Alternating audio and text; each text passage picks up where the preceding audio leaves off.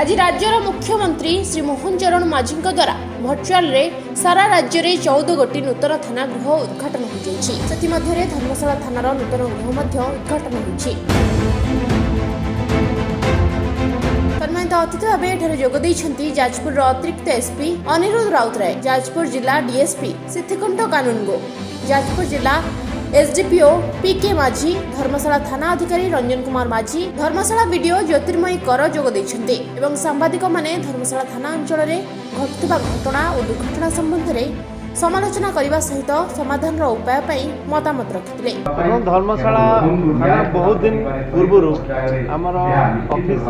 Space shortage थिला, officer मैंने बसी पारे लोक मान ठीक भाव में सेवा दे पार जा भल लगे आज जे आमको सरकार नुआ घरटे देते अत्याधुनिक सुविधा समस्त प्रकार जो मैंने आसुचंती अभियोगकारी थाना को जो मैंने सज्जन आसुचंती से बसवा उठा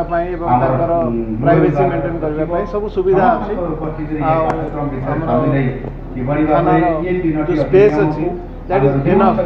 जोड़ा कि आगु संकीर्ण थे। Report Vishwavani live.